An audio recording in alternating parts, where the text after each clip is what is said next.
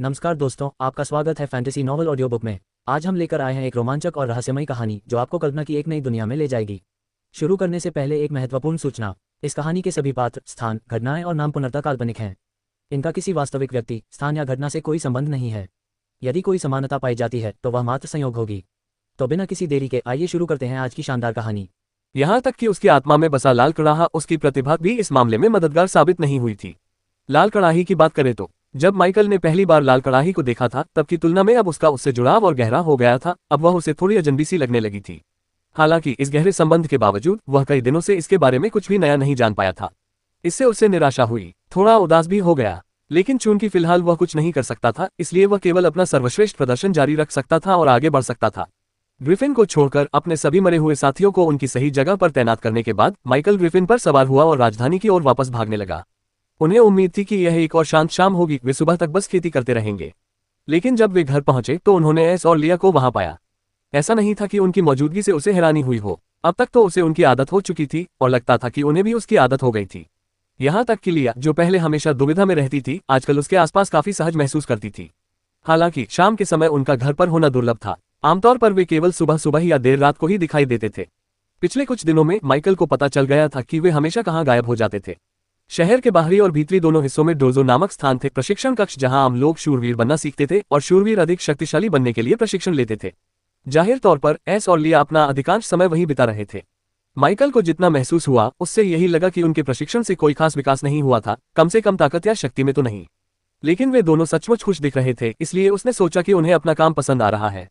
उसके लिए इतना ही काफी था। उसका दखल देने का कोई इरादा नहीं था। लेकिन माइकल को यह नहीं पता था कि उसने उनके जीवन में जितना सोचा था उससे कहीं अधिक महत्वपूर्ण भूमिका निभाई थी। यही वह कारण था जिसके चलते दोनों माइकल का बहुत सम्मान करते थे। यहाँ तक कि लिया, जो पहले सभी रईसों से बेहद नफरत करता था, अब माइकल को अलग नजरिए से देखने लगा था। अब वे जिस तरह का जीवन जी रहे थे, स्वतंत्रता, प्रशिक्षण प्राप्त करने की क्षमता, गुलामी का अभाव, वह कुछ ऐसा था जिसकी उन्होंने कभी उम्मीद नहीं की थी।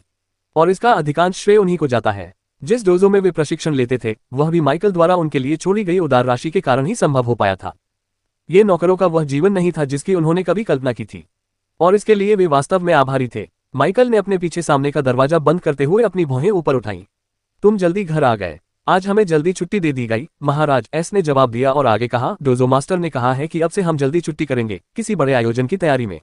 माइकल की आंखों में एक चमक आए। कोई बड़ा आयोजन है? इस बार लिया ने जवाब दिया। हाँ। गुरु ने ज्यादा कुछ नहीं कहा, लेकिन उन्होंने एक ड्यूक द्वारा आयोजित प्रतियोगिता का जिक्र किया। इससे माइकल थोड़ा रुक गया। एक ड्यूक द्वारा प्रतियोगिता, क्या ये वही है जो मैं सोच रहा हूँ? उसने सोचा। दरअसल उन्हें पहले से ही जवाब पता था। एवरमून के ड्यूक ने शायद पहले ही अपनी चाल चल दी थी। वह हाल ही में इस बात पर ध्यान दे रहा था। हवा में हलचल, शहर के बाहरी किनारों पर धीरे धीरे बढ़ता तनाव, राजधानी में अशांति फैल गई थी। विक्रेता दबी हुई उत्तेजना के साथ बातें कर रहे थे और सड़कों पर अचानक घोषणाएं अधिक बार सुनाई देने लगी थी। और अब ये, माइकल ने अपनी बाहें मोड़ी और दीवार से टिक गया। क्या उसने बताया कि कौन सा ड्यूक? नहीं मेरे स्वामी, लिया ने सिर हिलाते हुए कहा। बस इतना ही कि यह महत्वपूर्ण था, इतना महत्वपूर्ण कि राजधानी के सभी डोजो अपने कार्यक्रम में बदलाव कर रहे हैं। इस बार माइकल ने कोई जवाब नहीं दिया। उसने बस हल्के से सिर हिलाया और मुंह फेर लिया। जानकारी के लिए धन्यवाद। बिना कुछ और कहे वह अपने कमरे की ओर चल पड़ा और दरवाजा बंद कर लिया। जैसे ही वह अकेला हुआ, वह पलंग पर पालती मारकर पद्मासन में बैठ गया। उसने हाथ हिलाया और ऊर्जा की एक कोमल तरंग ने उसकी हथेली के ऊपर की जगह में एक दरार पैदा कर दी। भीतर से उसने एक चमकता हुआ, हल्का हल्का स्पंदित क्रिस्टल निकाला। यह उन स्पिरिट क्रिस्टलों में से एक था जिन्हें उसने हाल ही में राक्षसों के शिकार के दौरान इकट्ठा किया था। वे उसकी यात्राओं में एक आम वस्तु बन गए थे, लेकिन इससे उनका महत्व कम नहीं हुआ। एक तो स्पिरिट क्रिस्टल को इवोल्यूशन पॉइंट्स के बदले एक्सचेंज किया जा सकता था, लेकिन माइकल की मौजूदा दैनिक रिफ्रेश दर को देखते हुए ऐसा करना व्यर्थ था। उसके पास पैसे भी थे, इसलिए उन्हें बेचना भी फायदे का सौदा नहीं था। उन दोनों विकल्पों के खत्म हो जाने के बाद माइकल स्पिरिट क्रिस्टल का उपयोग केवल एक ही उद्देश्य के लिए कर रहा था, खेती। स्पिरिट क्रिस्टल के साथ उसकी साधना की गति 10 गुना बढ़ गई। माइकल ने आत्मा के क्रिस्टल को अपनी हथेली पर रखा। जैसे ही वह उसकी त्वचा के संपर्क में आया, उसके भीतर की माना ऊर्जा जागृत हो उठी। उन्होंने गहरी सांस ली, फिर धीरे धीरे उसे छोड़ा और ध्यान की गहरी अवस्था में डूब गए। आत्मा के क्रिस्टल से माना के धागे एक अदृश्य शक्ति द्वारा खींचे जाने लगे और लालच से माइकल के शरीर में समाहित हो गए। ये दर्दनाक नहीं था, बल्कि ये गर्म और सुकून देने वाला था, जैसे ठंड की रात में आग के सामने बैठे हों। उसकी ऊर्जा का प्रवाह तीव्र हो गया और एक क्षण के लिए उसने महसूस किया कि उसकी इंद्रियां बाहर की ओर फैल रही हैं।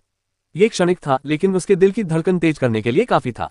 उसने अपना ध्यान अंतर्मुखी किया और अतिरिक्त ऊर्जा को उन मार्गों से निर्देशित किया जिन्हें वह लंबे समय से याद कर चुका था। पिछले कुछ दिनों में उसका नियंत्रण बेहतर हो गया था। वह रात देर तक साधना करता रहा और 3 और क्रिस्टलों पर बारी बारी से अभ्यास करता रहा।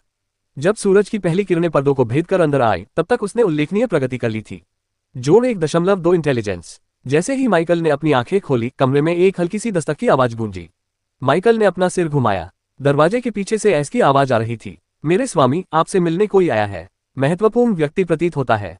हमने सोचा कि आपको इसे देखना चाहिए। महत्वपूर्ण दिख रहे हो। माइकल थोड़ा असमंजस में था। अपने मूल देश में घुल मिल जाने के बाद से उसने कुछ लोगों से जान पहचान बनाई थी, लेकिन उनमें से केवल कुछ ही लोग उसका पता जानते थे।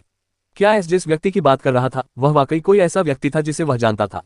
इस अफरा तफरी के बावजूद माइकल स्थिर नहीं बैठा रहा। वह शांत भाव से उठा और अपने कमरे के दरवाजे की ओर चल पड़ा। माइकल अपने कमरे से बाहर निकला। जब वह सीढ़ियों से नीचे उतरा तो उसे एक परिचित चेहरा दिखाई दिया। Master yuan. माइकल ने मास्टर युआन को शांत भाव से बैठे हुए पाया। उनकी पीठ सीधी थी और उनके लंबे वस्त्र बेदाग थे। वह मेज लियान का एक परिचित और इकलौता निजी सेवक था जिसे माइकल जानता था। माइकल को उनकी उपस्थिति से नहीं बल्कि उनके आने के समय से आश्चर्य हुआ। पिछली बातचीत के दौरान उसने मेज लियान को अपना पता दिया था, इसलिए यह स्वाभाविक था कि वे उसे ढूंढ सके। लेकिन अब क्यों? कुछ घटित हुआ था। जैसे ही मास्टर युआन ने उसे देखा, वह बुजुर्ग व्यक्ति वर्षों के अनुशासित प्रशिक्षण की झलक दिखाते हुए गरिमा के साथ अपनी सीट से उठ खड़ा हुआ। श्री मिक। मास्टर युआन ने आदरपूर्वक झुककर अभिवादन किया। माइकल ने पलकें झपकाई। मास्टर युआन, उसने सिर हिलाकर जवाब दिया। क्या इस यात्रा का कोई कारण है?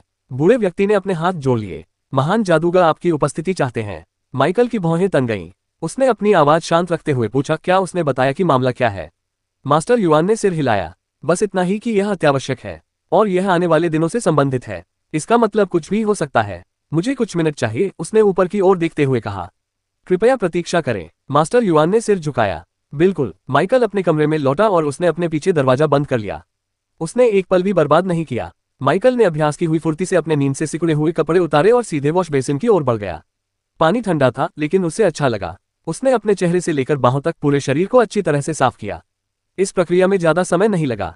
5 मिनट से भी कम समय में माइकल तौलिए से खुद को सुखा रहा था और पहले से ही यह योजना बना रहा था कि उसे क्या पहनना है।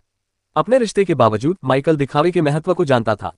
भले ही ग्रैंड मेज ने उसकी उपस्थिति का अनुरोध किया हो, लेकिन माइकल कभी भी शांत और संयमित दिखने से कम कुछ भी नहीं होगा। जब माइकल अपनी छोटी सी अलमारी से बाहर निकला तो उसके वस्त्र काले और सुनहरे रंग के थे, नए और करीने से इस्त्री किए हुए। उसने कमर पर कमरबंद कसकर बांधा, कफ ठीक किए और एक झटके में कॉलर को सीधा किया। वह दर्पण के सामने रुका और अपने अभी भी गीले बालों में कंघी फेरने लगा। उसकी परछाई उसे घूर रही थी, युवा, शांत और संयमित। अंत में एक छोटी बोतल से इसे अंतिम रूप दिया गया। उसने अपनी गर्दन और कलाई पर इत्र की कुछ बूंदें लगाईं और चलते समय हवा में थोड़ी सी खुशबू छिड़की, जिससे उसके शरीर से चंदन और खट्टे फलों की हल्की हल्की खुशबू आने लगी। उसने खुद को आखिरी बार देखा, सलीकेदार, आकर्षक, सक्षम। फिर उसने सांस छोड़ी। अपनी तैयारियां पूरी करने के बाद वह नीचे लौट आया।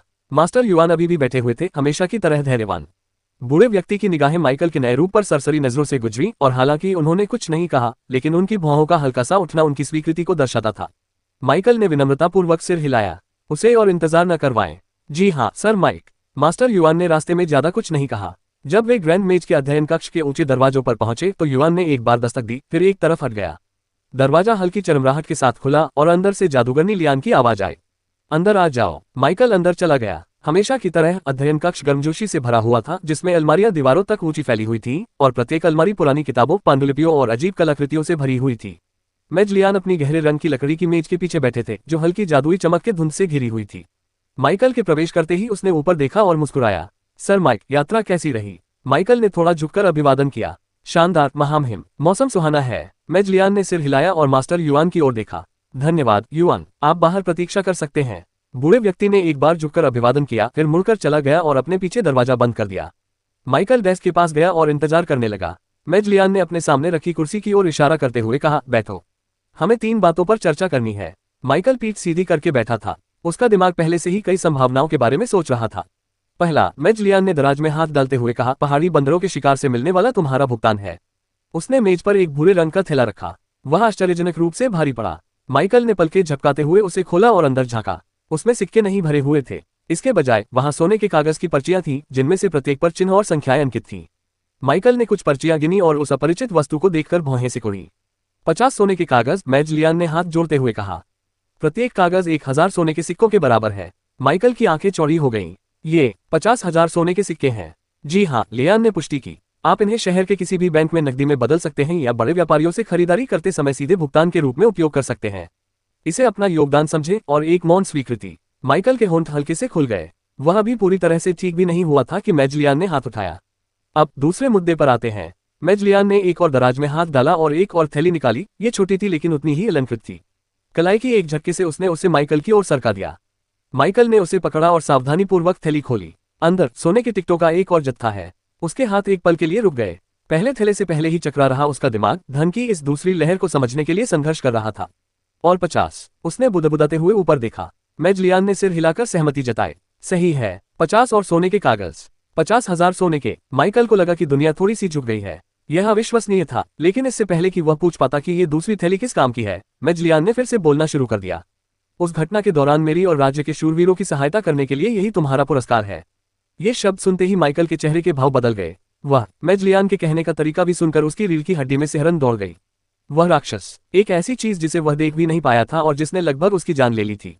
और यह उत्पत्ति की भूमि से होने वाली उस तरह की झूठी मृत्यु नहीं थी जहां उसका असली शरीर अप्रभावित रहता। ये सचमुच की मृत्यु थी, वास्तविक और स्थायी, ऐसी मृत्यु जो उसकी चेतना को पूरी तरह से मिटा देगी। उस अनुभव को याद करते हुए माइकल का शरीर थोड़ा कांप उठा, लेकिन फिर उसने खुद को शांत करने की कोशिश की। कोई बात नहीं, कोई बात नहीं, मैं अब पहले से ज्यादा मजबूत हूं, उसने खुद से कहा। वह राक्षस निश्चित रूप से कम रैंक 2 का था, शायद वह बहुत शक्तिशाली भी था, लेकिन पहले वाले माइकल की तुलना में रैंक 2 वाला भी लंबे समय तक खतरा नहीं बन पाएगा। लियान की आवाज ने सन्नाटे को तोड़ते हुए कहा, दूसरा उपहार केवल एक पुरस्कार नहीं है, ये राज्य की ओर से आभार का प्रतीक भी है। माइकल की भौहें हल्की सी फड़क उठी। वह चुप रहा और बाकी की प्रतीक्षा करने लगा। लियान अपनी कुर्सी पर पीछे झुक गया। आपके प्रयासों पर किसी का ध्यान नहीं गया। बहुत कम बाहरी लोग इतनी जल्दी और निर्णायक रूप से प्रतिक्रिया दे पाते, खासकर तब जब उन्हें किसी ऐसी चीज का सामना करना पड़ रहा हो जिसे वे देख भी नहीं सकते। माइकल ने हल्के से सिर हिलाया। मैं बस वही कर रहा था जो मैं कर सकता था, और कभी कभी, लियान ने कहा, आप जो कर सकते हैं वह अधिकांश लोगों से कहीं अधिक होता है। वह रुका, फिर मेज पर उंगली से थपथपाया। और यहीं से हम तीसरे मुद्दे पर आते हैं। माइकल की निगाहें और तेज हो गईं। तीसरा, दूसरे से जुड़ा हुआ है। इससे माइकल ने अपनी आंखें सिकोड़ लीं। उसके मन में संदेह की एक लहर दौड़ गई। उसके हावभाव में कुछ गड़बड़ थी। उन्होंने बात नहीं काटी, लेकिन उनके चेहरे के भाव गंभीर हो गए। मेजलियान ने गंभीर स्वर में अपनी बात जारी रखी। हमें एवलॉन फॉरेस्ट के सबसे नजदीक स्थित चौकी कस्बे से खबर मिली है। माइकल ने पलकें झपकाईं। अनंतकाल तक एक स्मृति जागृत हुई। घनी दाढ़ी वाले अधेड़ उम्र के मेयर, जिनकी मुस्कान गर्मजोशी भरी लेकिन सतर्क थी। वही जिन्होंने इस दुनिया में उन्हें पहली बार उचित कपड़े दिए थे।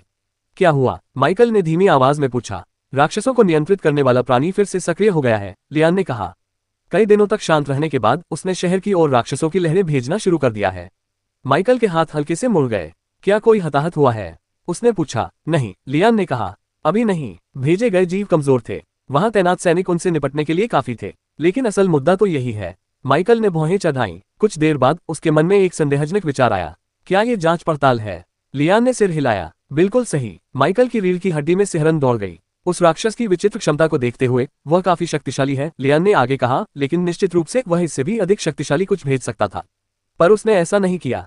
इसका मतलब है कि वह निगरानी कर रहा है, अध्ययन कर रहा है, प्रतिक्रियाओं का परीक्षण कर रहा है, जानकारी जुटा रहा है। माइकल पीछे की ओर झुक गया और धीरे धीरे सांस छोड़ी। इस तरह का व्यवहार अंधाधुंध आक्रामकता नहीं था। यह सोची समझी रणनीति थी, योजनाबद्ध थी। इसका मतलब यह था कि दुश्मन न केवल शक्तिशाली था बल्कि बुद्धिमान भी था, और बुद्धिमत्ता ने राक्षसों को कहीं अधिक खतरनाक बना दिया। मेजलियान ने सांस छोड़ी, अपनी उंगलियों को होठों के सामने जोड़कर थोड़ा आगे की ओर झुके। उन्होंने धीरे धीरे कहा, हमने उस जीव की उत्पत्ति का पता लगाने का प्रयास किया।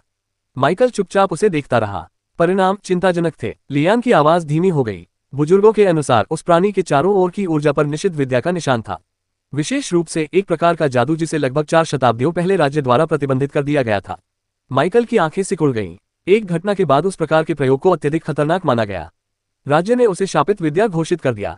सभी शोध नष्ट कर दिए गए। अभ्यासकर्ताओं को ढूंढ ढूंढ कर मार डाला गया। फिर भी, लियान ने स्पष्ट रूप से इशारा करते हुए कहा, हम यहाँ हैं। माइकल हिला तक नहीं। उसकी नाड़ी धीमी हो गई थी, लेकिन उसके दिमाग में विचारों की बाढ़ चल रही थी, क्योंकि मेजलियान ने जो कहा वह सच्चाई से काफी हद तक मेल खाता था।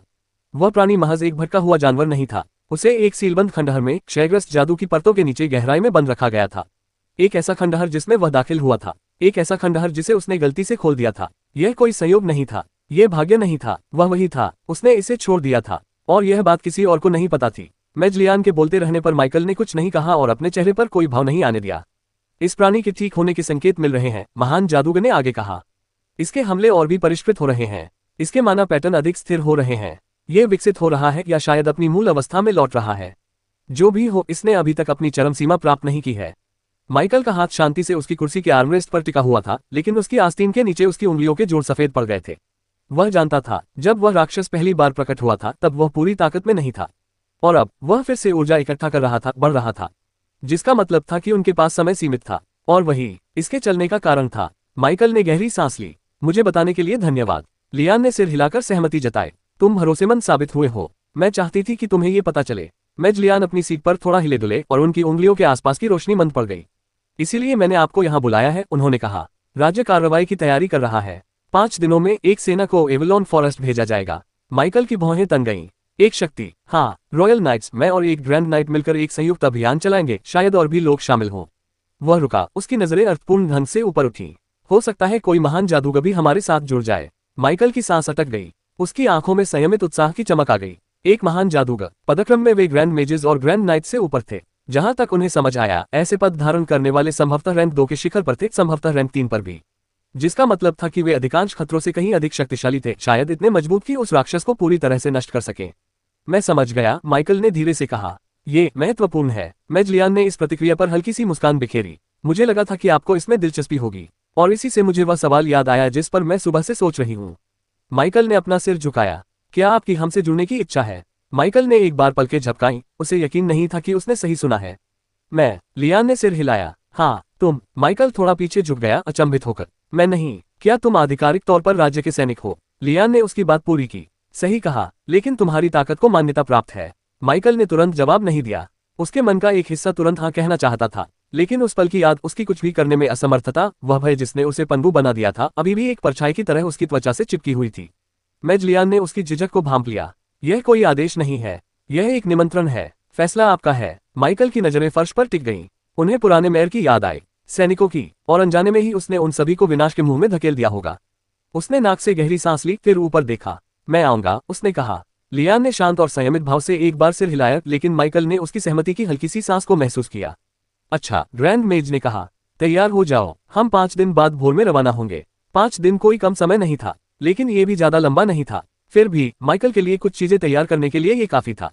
कुछ विचार उसके मन में कौंधे और उसने मास्टर युआन द्वारा दोबारा बाहर ले जाने से पहले लियान के साथ अंतिम विवरणों पर चर्चा की।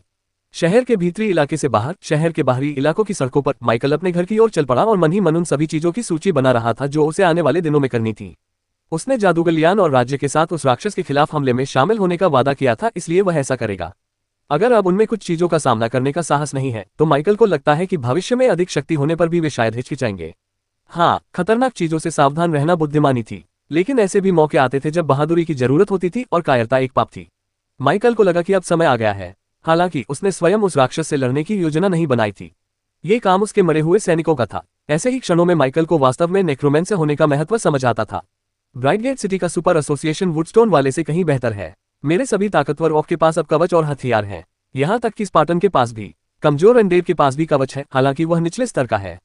जब वह पहली बार जागा था, उसकी तुलना में उसकी मरे हुए सैनिकों की सेना की गुणवत्ता में जबरदस्त सुधार हुआ था।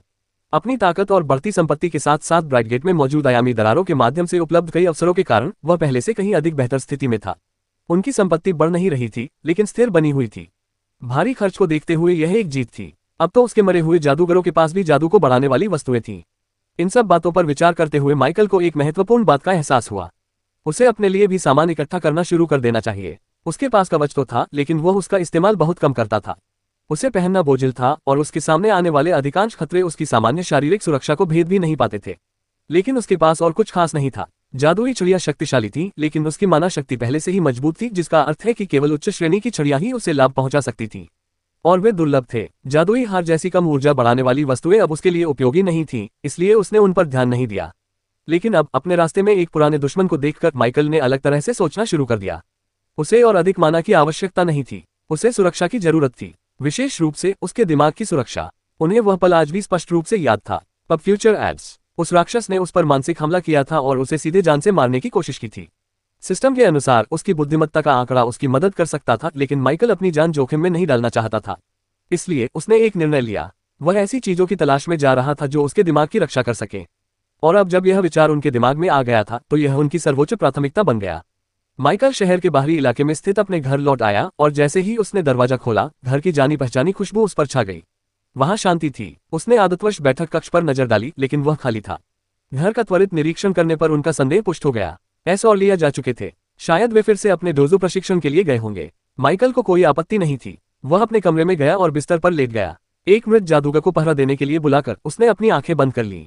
अगले ही पल उसकी चेतना उसके दूसरे शरीर में स्थानांतरित हो गई। हरी आंखों की एक जोड़ी धीरे धीरे खुली। माइकल अपने कमरे में बिस्तर से उठा, अंगड़ाई ली और दरवाजे की ओर चल पड़ा।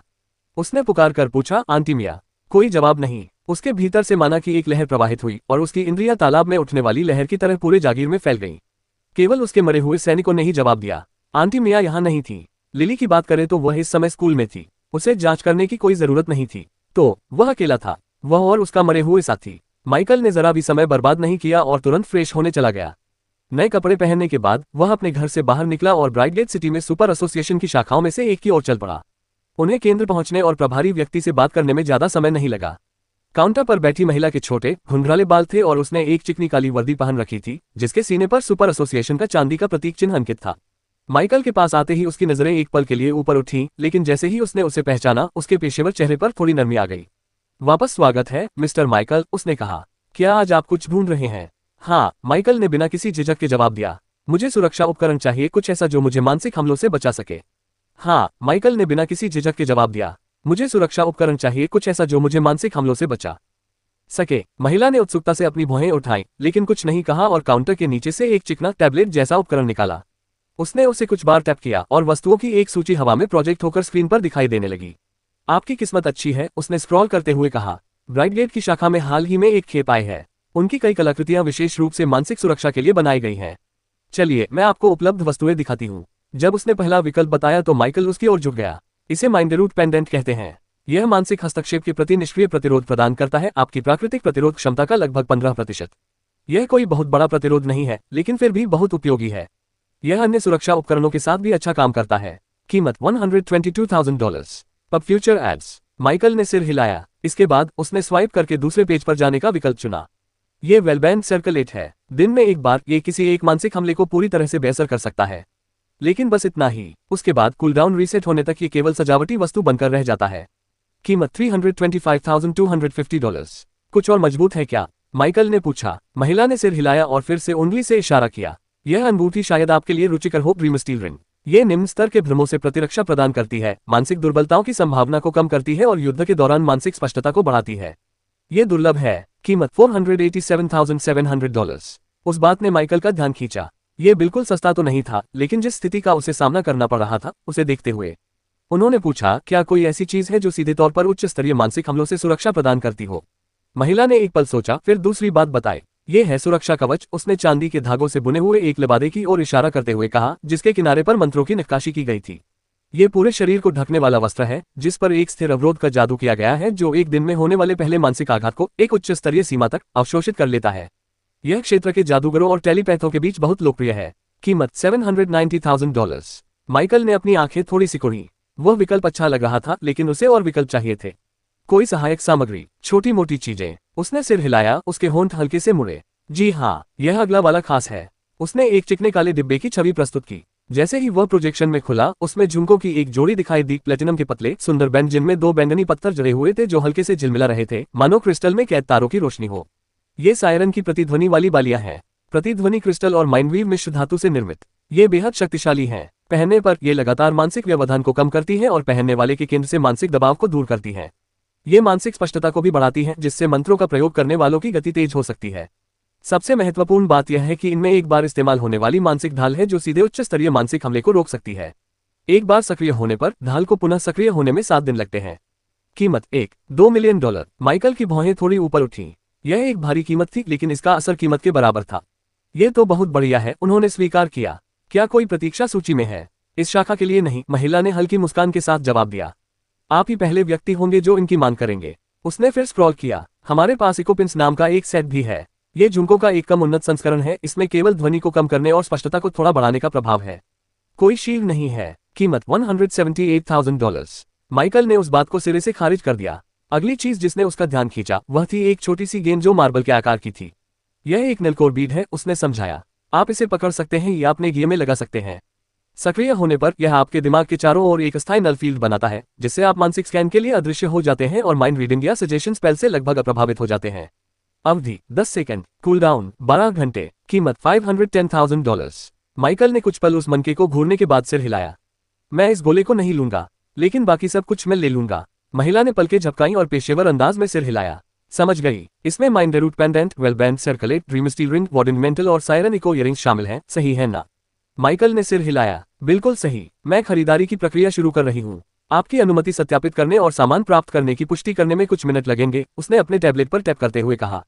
माइकल एक तरफ हट गया, उसने अपनी बाहें ढीली ढाली सी मोड़ ली और उसके विचार फिर से भटकने लगे। उस राक्षस का ख्याल अब भी उसे डरा देता था, लेकिन साथ ही साथ उसे आगे बढ़ने के लिए प्रेरित भी करता था। डर का माहौल था, लेकिन साथ ही प्रत्याशा भी। श्री माइकल, जब महिला ने उसे दोबारा पुकारा तो उसने ऊपर देखा। आपके खाते के तहत सभी सामान आरक्षित कर लिए गए हैं। हम उन्हें 2 घंटे के भीतर पैक करके और सुरक्षित करके तैयार रखेंगे। क्या आप उन्हें डिलीवर करवाना चाहेंगे? नहीं, मैं खुद आकर उन्हें ले आऊंगा। उसने थोड़ा झुककर अभिवादन किया। बहुत अच्छा, आपकी खरीदारी के लिए धन्यवाद श्रीमान माइकल। माइकल ने हल्की सी मुस्कान दी और मुंह फेर लिया। माइकल सुपर एसोसिएशन के ड्रेसिंग रूम में चुपचाप खड़ा था। दीवारें सफेद थीं, उसके सामने लगे पूरे शरीर को ढकने वाले दर्पण में एक लंबा युवक दिखाई दे रहा था, जिसके लंबे स्याही जैसे काले बाल उसके कंधों से नीचे लहरा रहे थे। उसकी हरी आंखें तलवार की तरह तेज थीं और उसके चेहरे पर एक शांत भाव था जो उसके भीतर पनप रहे विचारों को छिपा रहा था। उसने अपनी उंगलियों को वार्डन मेंटल के कॉलर पर फेरा और काले कपड़े में सिले हुए चिकने चांदी के धागों को महसूस किया। लबादा भारी नहीं लग रहा था। वह थोड़ा मुड़ा और अपने साथ लबादे को हिलते हुए देखने लगा। बुरा नहीं है, उसने बुदबुदाते हुए कहा। फिर उसने अपने दाहिने हाथ पर मौजूद ड्रीम स्टील रिंग को देखा, जो काले रंग की थी और उसकी पट्टी पर चांदी की नसें बनी हुई थी और वह नीली रोशनी से हल्की हल्की चमक रही थी। उसे पहले से ही इसका असर महसूस होने लगा था। इससे उसका दिमाग तेज नहीं हुआ, बिल्कुल भी नहीं, लेकिन अब उनके विचारों में स्पष्टता थी, एक स्थिरता थी जो पहले नहीं थी। ऐसा लग रहा था मानो उसका दिमाग किसी कच्ची सड़क पर चलने से फिसलते हुए कांच की सतह पर दौड़ने लगा हो। उसकी उंगलियां उसकी गर्दन के पास चली गईं। माइंडरूट पेंडेंट सरल था, धातु से बनी एक छोटी सी चेन से लटका हुआ एक चिकना हरा पत्थर जिस पर मंत्रों के चिन्ह खुदे हुए हैं। ये छोटा था, जटिल, ऐसी चीज जिस पर कोई दोबारा नजर भी नहीं डालेगा। लेकिन जब माइकल ने अपनी आंखें बंद की और इस पर ध्यान केंद्रित किया तो उसे एक प्रतिरोध बनता हुआ महसूस हुआ। उसके दिमाग के किनारों पर एक दीवार, चाहे वह कितनी भी धुंधली क्यों न हो। 15% कोई बहुत बड़ी बात नहीं थी, लेकिन कुछ तो था। उसने एक बार फिर अपनी परछाई पर नजर डाली। जब उसने वेलबैंड सर्कलेट को उठाया तो वह हल्की सी चमक उठी। यह देखने में नाजुक लग रहा था, जैसे पॉलिश किए हुए चांदी के धागे को खूबसूरती से लपेटकर एक पट्टी बनाई गई हो। माइकल ने उसे अपने बालों पर सरका लिया और उसे अपनी भौहों के ठीक ऊपर माथे पर टिका दिया। कुछ भी नाटकीय नहीं हुआ, लेकिन उसे अपने अंदर छिपी हुई एक हल्की सी चिंगारी का एहसास हो रहा था। एक छिपा हुआ अवरोध प्रतीक्षा कर रहा है। एक बार चोट लगी, फिर कुछ नहीं, माइकल ने धीरे से कहा। उनकी नजर आखिरी जोड़ पर पड़ी, द सायरन इको इयरिंग्स। उसने मखमल से ढके डिब्बे से उन्हें धीरे धीरे उठाया। वे बहुत सुंदर थे, छूने पर ठंडे लगते थे। बैंगनी रंग के पत्थर आंतरिक प्रकाश से जगमगा रहे थे, जो उसकी दृष्टि के किनारों पर दूर के तारों की तरह चमक रहे थे। उसने उन्हें एक एक करके पहना, कोई दर्द नहीं हुआ और बदलाव तुरंत महसूस हुआ। उसकी सांस धीमी हो गई, उसकी हृदय गति सामान्य हो गई, उसके विचारों का शोर धीरे धीरे शांत हो गया, मानो हल्की हवाओं ने उसे दबा दिया हो। उसकी चेतना थोड़ी और गहरी फिर भी शांत हो गई। उसकी कनपटी के आसपास एक हल्का दबाव महसूस हो रहा था, दर्दनाक नहीं लेकिन मौजूद था, जैसे कोई कोमल चीज हर दिशा से उसके दिमाग की रक्षा कर रही हो। उसने आईने में खुद को घूरकर देखा और सब कुछ गौर से देखा। लबादा, मुकुट, अंगूठी, लटकन, झुमके। बेहतर, माइकल ने सरलता से कहा, और उसने यह बात सचमुच कही थी। कुछ याद आने पर माइकल के चेहरे के भाव थोड़े बदल गए। मुझे आंटी मिया और लिली के लिए कुछ और चीजें खरीदनी चाहिए। सब कुछ नहीं, बस प्रत्येक व्यक्ति के लिए 1 या 2 रक्षात्मक वस्तुएं। माइंडरूट पेंडेंट और झुमके तो निश्चित ही थे। इसमें अधिक खर्च आएगा, लेकिन यह इसके लायक था भी, वह इसे वहन कर सकता था। माइकल ने अपनी नई खरीदी हुई वस्तुओं को अपने भंडारण स्थान में रखने के कुछ ही समय बाद ड्रेसिंग रूम छोड़ दिया। उसने बालियां उतार दी, लेकिन खून की एक बूंद भी नहीं निकली। कुछ ही दिन पहले उसने अपने उच्च मानव शारीरिक क्षमता के बारे में एक रोचक बात खोजी थी। जाहिर ताकत के अलावा एक निश्चित स्तर पर पहुंचने के बाद वह अपने शरीर के उन छोटे छोटे पहलुओं को नियंत्रित कर सकता था जिनके बारे में उसने कभी सोचा भी नहीं था।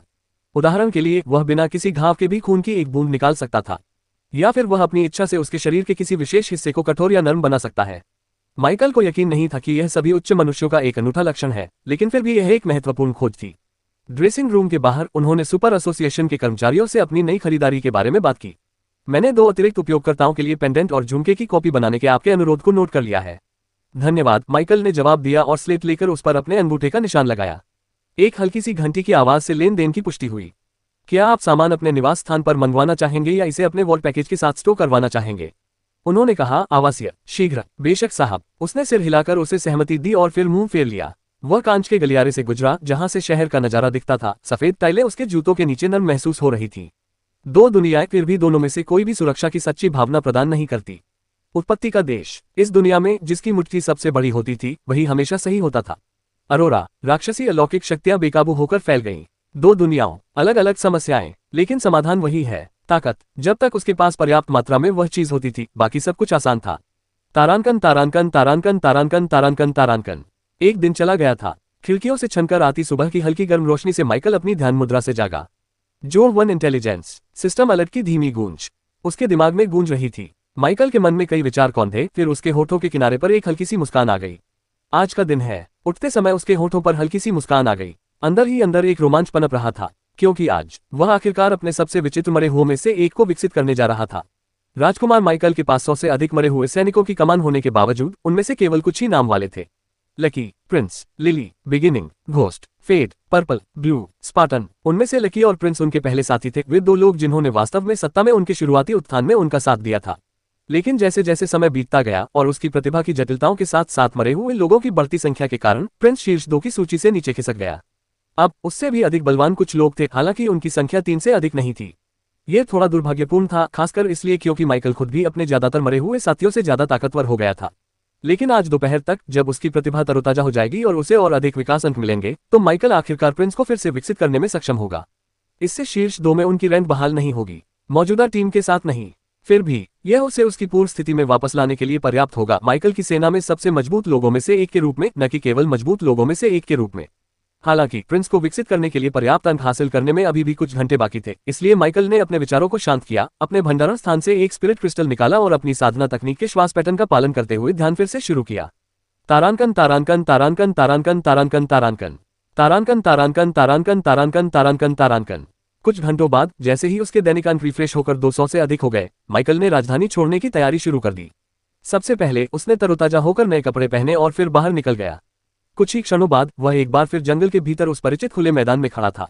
बिना किसी झिझक के माइकल ने प्रिंस को बुलाया। अमर रेडथॉर्न वुल्फ के शरीर पर अभी भी निशान थे, हालांकि अब तक वे काफी हद तक ठीक हो चुके थे। उस नेक्रोमेंटिक ऊर्जा से पोषित होकर जिसने उसे जीवित रखा था, ये निशान उस राक्षस द्वारा छोड़े गए थे। माइकल के लिए समय खरीदने की उस हताश लड़ाई के दौरान ही प्रिंस ने अपना पीछा करने वाला साथी खो दिया था। आज इस मरे हुए प्राणी को विकसित करने के अलावा माइकल एक संदेह की पुष्टि भी करना चाहता था। क्या विकासवाद ने एक मरे हुए प्राणी को उसकी चरम अवस्था में वापस ला दिया?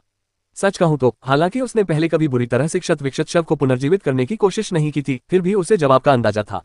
उन्हें विश्वास था कि यह संभव है। एक तो नव विकसित हुए मरे हुए प्राणियों पर कभी कोई निशान नहीं होते थे।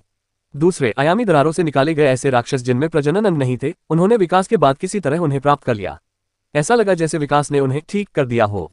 और इस बार प्रिंस के विकास के साथ माइकल को उम्मीद थी कि वह अपने कुछ और संदेहों को दूर कर पाएगा। अमरलाल कांटेदार भेड़िया स्तर 25, रैंक दुर्लभ, 125 इवोल्यूशन पॉइंट्स के लिए असाधारण में विकसित हो। हाँ, माइकल ने बिना किसी झिझक की पुष्टि की। तुरंत ही राजकुमार के शरीर से तेज रोशनी निकलने लगी।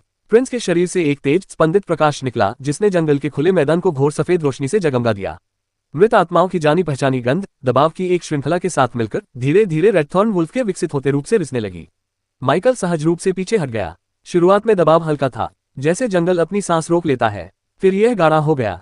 हवा में एक धीमी सी गूंज भर गई, जो जमीन से होते हुए माइकल की हड्डियों तक कंपन पैदा कर रही थी। प्रिंस का शरीर हिलने लगा। जहां कभी उसकी पूंछ कटी हुई थी, वहां धीरे धीरे एक नई पूंछ बन गई, जो चमकदार रोशनी से ढकी हुई थी। मैं जानता था पूंछ का पुनरुत्पादन अप्रत्याशित नहीं था, लेकिन फिर भी उनके सिद्धांत की पुष्टि देखकर राहत मिली। विकास ने वास्तव में मरे हुओं को उनकी आदर्श स्थिति में वापस ला दिया। लेकिन फिर दबाव अचानक बढ़ गया। प्रिंस के शरीर से एक भारी लहर टकराई, जिससे आसपास के पेड़ चरमरा उठे और कराहने लगे, जिससे माइकल की आंखें फड़क उठीं। हवा भी मानो खुले मैदान के चारों ओर मुड़ती हुई प्रतीत हो रही थी, मानो उसमें प्रवेश करने से डर रही हो। हवा घनी और घुटन भरी हो गई। इस बार तुम कितने मजबूत बनोगे? माइकल ने कांपती हुई आवाज में धीरे से कहा। वह इस बात को सोचने से खुद को रोक नहीं सका कि उसने शायद इस बात को कम आंका था कि इस विकास से प्रिंस कितना शक्तिशाली हो सकता है। कुछ पल बीत गए और फिर अचानक दबाव कम होने लगा। ये गायब नहीं हुआ, बल्कि स्थिर हो गया, अंदर की ओर संकुचित होकर प्रिंस के नए रूप में समाहित हो गया। रोशनी मंद हो गई। जंगल ने राहत की सांस ली। कुछ ही देर में माइकल की आंखों के सामने सूचनाओं की एक श्रृंखला दिखाई देने लगी। क्या जानवर है? आपका दुर्लभ एंडेड रेडथॉर्न वुल्फ असाधारण एंडेड वेनोमथॉर्न रेवेजर में विकसित हो गया है। आपकी ended venomthorn ravager plant control skill advanced mastery स्तर पर पहुंच गई है। आपकी एंडेड वेनोमथॉर्न रेवेजर जहर कौशल उन्नत निपुणता स्तर पर पहुंच गई है। आपके एंडेड वेनोमथॉर्न रेवेजर ने वायरल ग्रोथ कौशल प्राप्त कर लिया है। आपके एंडेड वेनोमथॉर्न रेवेजर ने टॉक्सिक रेसिस्टेंस कौशल प्राप्त कर लिया है। आपका दुर्लभ एंडेड रेडथॉर्न वुल्फ असाधारण एंडेड वेनोमथॉर्न रेवेजर में विकसित हो गया है। आपकी ended venomthorn ravager plant control skill advanced mastery स्तर पर पहुंच गई है। आपकी एंडेड वेनोमथॉर्न रेवेजर जहर कौशल उन्नत निपुणता स्तर पर पहुंच गई है। आपके एंडेड वेनोमथॉर्न रेवेजर ने वायरल ग्रोथ कौशल प्राप्त कर लिया है। आपके एंडेड वेनोमथॉर्न रेवेज ने टॉक्सिक रिसर्जेंस कौशल प्राप्त कर लिया है। तारांकन तारांकन तारांकन तारांकन तारांकन तारांकन तारांकन। माइकल ने सबसे पहले प्रिंस के नए रूप को देखा। ये लकी के विकास जैसा ही था, लेकिन इस बार सब कुछ बहुत अधिक बढ़ गया था। इसे विशाल कहना भी कम होगा। ये बहुत विशाल था, बहुत ऊंचा। प्रिंस की लंबाई लगभग 7 मीटर थी। उसका नया रूप जानवर और किले का मिश्रण था। पत्थर जैसी दिखने वाली वह त्वचा लकी की त्वचा से कहीं अधिक गहरी थी, जिसमें न केवल हरी नसें थीं, बल्कि गहरे लाल रंग की धारियां भी थीं, मानो चट्टान पर खून उकेरा गया हो। उससे लिपटी हुई लताएं अधिक मोटी थीं। कांटे लंबे, नुकीले थे और उनसे एक काला रस टपक रहा था जो जंगल की जमीन को छूते ही सरसराहट की आवाज करता था। लेकिन ये सिर्फ दिखावट की बात नहीं थी। प्रिंस के शरीर से आ रहा दबाव दम घोंटने वाला था। माइकल की सांस अटक गई जब एक घनी और शक्तिशाली आभा लहर की तरह उस पर छा गई। यह उसके मरे हुए साथियों द्वारा पहले कभी भी छोड़ी गई किसी भी आभा से बिल्कुल अलग थी। उसकी आंखें सिकुड़ गईं, फिर भी उसके कंधे तन गए। आखिर वो बन क्या गया? माइकल धीरे धीरे एक कदम और करीब आया, हर एक इंच का बारीकी से निरीक्षण करते हुए। राजकुमार ने अपना सिर थोड़ा सा घुमाया। उनकी निगाहें मिली। माइकल रुक गया। कोई आक्रामकता नहीं थी, कोई जंगली प्रवृत्ति नहीं थी, केवल शांत स्वीकृति, निष्ठा और शक्ति। उसने अपना सिस्टम पैनल खोला और अपडेट की गई प्रविष्टि को जल्दी से स्कैन किया। सबसे पहले उसने प्रिंस की स्थिति में आए नए कौशलों पर ध्यान दिया, उसके बाद लेवल अप करने के लिए आवश्यक अनुभव अंकों पर, जिससे माइकल की आंखें अविश्वास से चौड़ी हो गईं। उसकी निगाहें सहज रूप से राजकुमार के वर्तमान स्तर पर टिक गईं, और जब उसने उसे देखा तो उसकी सांस अटक गई। वेनोमथॉर्न रेवेजर लेवल 42, नाम प्रिंस, रैंक असाधारण। माइकल की सांसें तेज हो गईं, लेकिन कुछ सेकंड बाद उसने खुद को शांत करने में कामयाबी हासिल की। लेवल 42, उसने फिर बुदबुदाया। शक्ति का ये स्तर, ये तो चौंका देने वाला था। क्या वो पुराना राक्षस भी मौजूदा राजकुमार जितना ही शक्तिशाली था? माइकल के मन में ये सवाल उठा और उसने प्रशंसा भरी निगाहों से उस प्राणी को देखा। उसे एहसास हुआ कि राजकुमार को अपनी सेना में शीर्ष स्थान न देने की धारणा कितनी बड़ी गलती थी, क्योंकि कम से कम अभी के लिए प्रिंस ही सबसे ताकतवर था। एक बार फिर माइकल अपनी अमर सेना में सबसे शक्तिशाली योद्धा से मुकाबला करने में असमर्थ पाया गया, लेकिन उसे इस बात का कोई दुख नहीं हुआ। यह इसी तरह होना चाहिए था, और यह सचमुच ऐसा ही था। एक शक्तिशाली एंडेड का मतलब था खुद भी एक नेक्रोमेंसर के रूप में और अधिक शक्तिशाली हो जाना। सुरक्षा की वह जानी पहचानी भावना लौट आए, ये जानकर कि अब उसके नियंत्रण में इतना शक्तिशाली प्राणी है। लेकिन माइकल के दिमाग में सिर्फ यही एक बात नहीं चल रही थी। Shop everything you need, open AliExpress app, find best deals with discounts and free shipping, buy on AliExpress, shop everything you need, see more, shop everything you need, open AliExpress app. Prince को एक सितारा असाधारण प्राणी में विकसित करने से प्राप्त हुई ताकत को देखने के बाद, जिसकी नई स्तर सीमा 49 है, वही ये सोचने से खुद को रोक नहीं सका कि लकी उसी रैंक पर 3 सितारा प्राणी के रूप में किस तरह की शक्ति प्राप्त करेगा। अगर उन्हें पहले इस बात पर संदेह था कि लकी 25वें लेवल पर अपने विकास के साथ सीधे रैंक 3 में पहुंच जाएगा, तो प्रिंस के रूपांतरण ने अब उन्हें निश्चित कर दिया है। प्रिंस की क्षमताओं का परीक्षण करने की बात करें तो लकी के विकास की बदौलत माइकल को पहले से ही कुछ अंदाजा था कि क्या होने वाला है, और वैसे भी उसे मरने की इच्छा नहीं थी, खासकर जब बात इतने बड़े विषैले जीव के पास होने की हो। वह अपने शरीर का इस्तेमाल करके ये पता लगाने वाला नहीं था कि वह जहरीले रस के प्रति कितना प्रतिरोधी है। और उनके शरीर की बात करें तो जैसे ही उसके शरीर से बढ़ी हुई ताकत का एहसास गायब होने लगा, माइकल ने अपने हाथों की ओर मुड़कर देखा। उन्हें अभी अभी एक असाधारण प्राणी के अगले रैंक पर पहुंचने की सूचना मिली थी, और उसे जो अनुभूति हुई ये बहुत बड़ा था। माइकल ने उत्साह से अपनी स्थिति का ऐलान किया। स्थिति तारांकन तारांकन तारांकन तारांकन। नाम माइकल नॉमन, वर्ग कुशल नेक्रोमेंसर, स्तर 21, EXP 89,718/2,01,826, शक्ति 34.757.0 कैरेट, फुर्ती 49.5111.0 कैरेट, संविधान 45.128.0 कैरेट, बुद्धि 178.321 कैरेट, विशेषता अंक 10, कौशल मरे हुए को बुलाना, मरे हुए को पुनर्जीवित करना, पता लगाना, बुनियादी वार इंद्रियों को साझा करना, भाला चलाना, एसिड शॉट, हड्डी का भाला, धीमा अभिशाप, अंधा अभिशाप, हड्डी का कवच, लाश विस्फोट, एसिड बॉल, माना तीर, मृत्यु किरण, बुनियादी मार्शल आर्ट, प्रतिभा अनंत विकास, क्लास स्किल कॉन्ट्रैक्ट स्लॉट 105/105, उपहार उत्पत्ति का चिन्ह, तारांकन तारांकन तारांकन तारांकन तारांकन तारांकन। हे भगवान, माइकल ने आश्चर्य से कहा। प्रिंस की प्रतिक्रिया से उन्हें मिले आंकड़ों में जबरदस्त वृद्धि हुई। ये समझना जरूरी था कि वह अब एक उच्च कोटि का इंसान बन चुका था, और फिर भी इसके बावजूद मात्र एक स्तर पर ही उसके गुणों में इतनी आश्चर्यजनक वृद्धि हो गई थी। इससे वह सोचने पर मजबूर हो गया, कम से कम वास्तविक आंकड़ों के हिसाब से उनके आंकड़ों में कितनी वृद्धि हुई थी। माइकल को पक्का पता नहीं था, लेकिन उसे विश्वास था कि यह बहुत ज्यादा होगा, और ये तो उन कई असाधारण जीवों में से पहला था जिन्हें वह विकसित करने की योजना बना रहा था। उसका शरीर जितना मजबूत होता गया, वह उतना ही अधिक प्रतिक्रिया सहन करने में सक्षम होता गया, इससे पहले कि अंततः अपरिहार्य रूप से इसके प्रभाव कमजोर होने लगे। किंतु इसके बावजूद वह कितना अधिक शक्तिशाली बनने वाला था भी। प्रिंस के विकास को देखकर जो कुछ उसने अभी अभी देखा था, क्या इसका मतलब यह नहीं था कि जब तक उसके सभी मरे हुए सैनिक असाधारण रैंक तक पहुंचेंगे, तब तक उसके पास कम से कम 100 लेवल 40 या लगभग लेवल 40 के शक्तिशाली सैनिक होंगे? इस विचार मात्र से ही उसके शरीर में रोमांच की लहर दौड़ गई और उसका शरीर कांपने लगा। खुद को शांत करने के बाद माइकल की नजरें अपने एट्रीब्यूट पॉइंट्स पर गईं। हाल ही में लेवल अप होने के कारण उसे 10 अंक मिले, जिससे उसके स्टैट्स में तुरंत सुधार हुआ। एक पल इंतजार करें, पहले की तरह 6 के बजाय 10 क्यों? इसका उत्तर सरल था। माइकल अब महज इंसान नहीं रह गया था, अब वह एक उच्च कोटि का मानव बन चुका था। उसकी क्लास के साथ, जिससे उसे प्रति लेवल 4 एट्रीब्यूट पॉइंट मिलते थे, उसकी नई रेस से उसे 6 पॉइंट मिले, जो स्टैंडर्ड ह्यूमन रेस से 4 अधिक थे। जब माइकल को पहली बार यह जानकारी मिली तो वह खुद को विकसित करने से पहले इंतजार करने के अपने फैसले को छोड़ने के लिए लगभग प्रलोभित हो गया था। सौभाग्य से वह स्थिति की व्यापक तस्वीर को समझने में कामयाब रहा।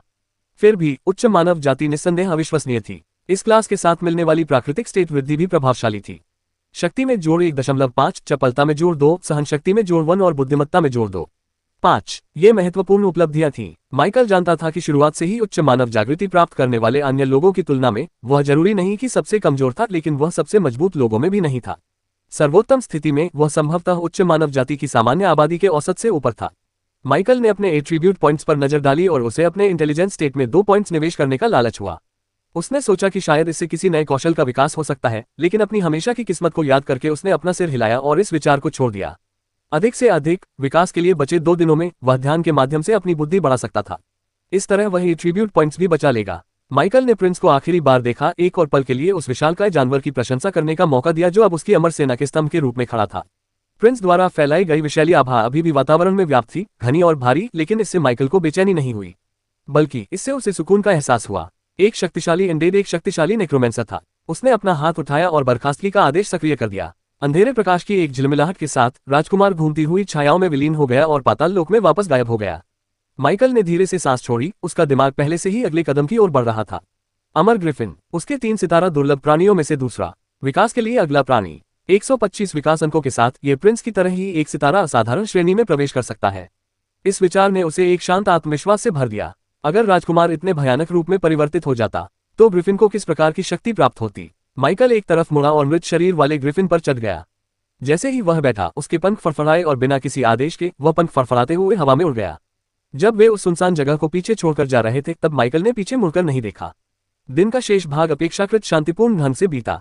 राजधानी लौटने के बाद माइकल ने आराम करने, योजना बनाने और इंतजार करने का अवसर लिया। विकास अंक की अगली लहर उत्पन्न करने के लिए उसे अभी भी एक और पूरा दिन चाहिए था। तब तक वह कुछ नहीं कर सकता था, लेकिन इससे उसके अंदर पनप रही उत्सुकता कम नहीं हुई। वह उस दृश्य की कल्पना करना बंद नहीं कर पा रहा था। परिवर्तन, बदलाव, किसी शक्तिशाली चीज का जन्म। तो जब अगले दिन दोपहर हुई तो माइकल पहले से ही उसी जगह पर खड़ा था जहां उसने प्रिंस को विकसित किया था, और उसके बगल में एक मरे हुए ग्रिफिन की आकृति दिखाई दे रही थी। बिना किसी झिझक के माइकल ने ग्रिफिन पर अपनी प्रतिभा का इस्तेमाल किया। अचानक ही ग्रिफिन के शरीर से तेज रोशनी निकलने लगी और उसने दर्द से भरी एक तेज चीख निकाली। कुछ दूरी पर खड़े माइकल ने जो भी बदलाव हो सका उसे देखा। तारांकन तारांकन तारांकन तारांकन तारांकन तारांकन तारांकन तारांकन तारांकन तारांकन तारांकन। Necromancer class advancement root. अवर्गीकृत नेक्रोमेंसर अप्रेंटिस स्तर 110। रैंक 1 कुशल नेक्रोमेंसर स्तर 11-25। तारांकन तारांकन तारांकन तारांकन। विकास मार्ग 1 भेड़िया। 1 भेड़िया सामान्य श्रेणी 1-3 सितारे। हरा भरा भेड़िया दुर्लभ श्रेणी 1 तारा प्रजाति। रेडथॉर्न वुल्फ दुर्लभ श्रेणी 3 सितारा प्रजाति। वेनोमथॉर्न रेवेजर असाधारण श्रेणी 1 सितारा प्रजाति। इस विकास में ज्यादा समय नहीं लगा। जल्द ही माइकल ने खुद को उस रूपांतरित प्राणी को घूरते हुए पाया जो 3 सितारा दुर्लभ रैंक से 1 सितारा असाधारण रैंक में उन्नति का परिणाम था। अब वह ब्लैक ग्रिफिन नहीं रहा था, यह एक गैलस्ट्राइक ग्रिफिन बन गया था। माइकल को यकीन नहीं था कि इसका विशाल आकार इसकी नई शक्ति के स्तर के कारण था या गैलस्ट्राइक ग्रिफिन का स्वभाव ही ऐसा था, लेकिन उसके सामने खड़ा वह मरे हुए जानवर बहुत बड़ा था, पहले से कहीं ज्यादा बड़ा। उसके पंख पूरी तरह फैल गए। उसके पंखों का काला रंग हल्का हो गया था और उसमें गहरे कोबाल्ट रंग की धारियां उभर आई थी जो उसके हर रूप परिवर्तन के साथ सूक्ष्म रूप से झिलमिलाती थीं। उसके पंजे अधिक नुकीले थे, हंसिया की तरह मुड़े हुए थे और उसकी चोंच पॉलिश की हुई चमक से दमक रही थी। मृत्यु के समय भी गैलस्ट्राइक ग्रिफिन ने अपनी भव्यता का परिचय दिया।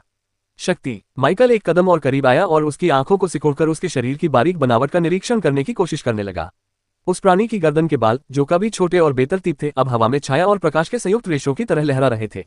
फिर दबाव का दौर आया। यह उतना ही घुटन भरा था जितना प्रिंस का था। माइकल ने अपना सिस्टम पैनल खोला और नए स्टेटस एंट्रीज के लिए खुद को तैयार कर लिया, और जब उसने उन्हें देखा तो आश्चर्य से उसके होंठ थोड़े से खुल गए। गैलस्ट्राइक ग्रिफिन लेवल 43। रैंक असाधारण। उसकी निगाहें एक पल के लिए उस समतल सतह पर टिकी रहीं। प्रिंस की तरह ही ये भी 30 के दशक के उत्तरार्ध में प्रवेश कर चुका था, और यह अभी भी बढ़ रहा था। 2 राक्षस, माइकल ने उत्साह और थोड़ी हैरानी के साथ धीमी आवाज में कहा। मैंने 2 राक्षस बनाए हैं, और उनका काम अभी खत्म नहीं हुआ था, आसपास भी नहीं। इसके बाद माइकल ने दूसरी सूचनाओं को देखने के लिए अपना रुख मोड़ा। आपका रेयर एंडेड ब्लैक ग्रिफिन अब रेयर एंडेड गैलस्ट्राइक ग्रिफिन में विकसित हो गया है। आपके एंडेड गेलस्ट्राइक ग्रिफिन ने विंड कैनन कौशल प्राप्त कर लिया है। आपको अपने एंडेड गेलस्ट्राइक ग्रिफिन के रैंक एडवांसमेंट से प्रतिक्रिया प्राप्त हुई है। उस अमर ग्रिफिन ने केवल एक नया कौशल हासिल किया था, लेकिन इसका मतलब यह नहीं था कि उसकी ताकत में कमी थी। कम से कम उसकी कई क्षमताओं में भी निपुणता हासिल हो चुकी थी। माइकल को यकीन नहीं था कि दोनों में से कौन ज्यादा शक्तिशाली है, राजकुमार या ग्रिफिन, लेकिन वह इतना जरूर जानता था, दोनों के पास ऐसी क्षमताएं थी जो दूसरे के पास नहीं थी, और उनकी अपनी अपनी खास सीमाएं थी।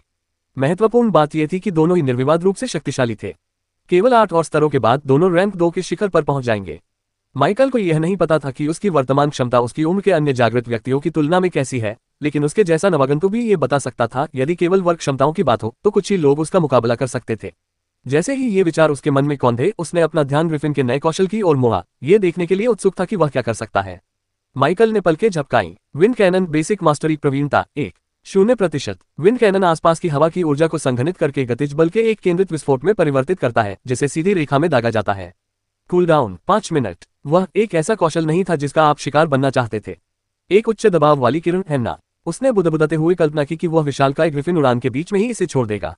इसमें कोई आश्चर्य नहीं कि उस जीव के ऐसे पंख उगाए। इसके बाद माइकल ने ग्रिफिन के अन्य कौशल की जांच करने के लिए रुख किया।